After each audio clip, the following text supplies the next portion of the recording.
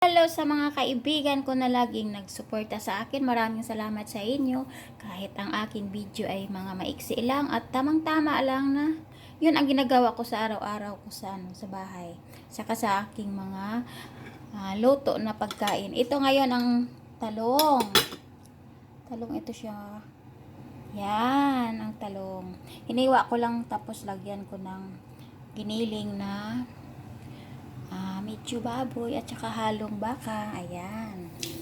Imbis na gawin kong torta, hinaluan ko na lang ng ganyan. Kasi, para may iba naman, diba? Para, ganda naman tingnan eh. Tapos, ayun, mainit na yung kawali ko. Tapos, alangay lang yan mga kaibigan para tamang maluto talaga ang talong kasi baka mahirap baliktarin. Ayan, ang aking prituhin. Ayan, dandahan natin ilagay para hindi mawasak ang aking karne kasi mahirap na. Dandahan. Ayan, dandahan natin ilagay yan para maganda. Tapos alangay lang yung apoy para tamang maluto yung may sa taas na maya. Ayan. Luto ng penobre pero okay yan, masarap yan. Simple na luto, diba?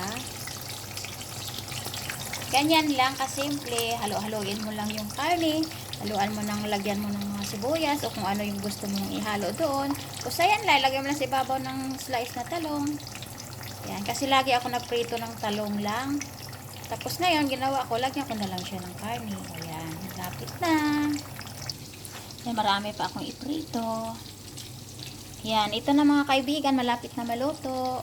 Yan na ang aking tortang talong na may giniling. Ayan, masarap yan.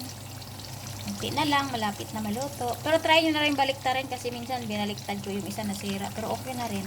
Dahan-dahan lang ang pagbaliktad. Okay naman. Ayan yung isa. Ayan yung talong. Tapos baliktarin. Pwede. Ayan. Sarap na yan. Simpleng pagkain. Ayan, luto na.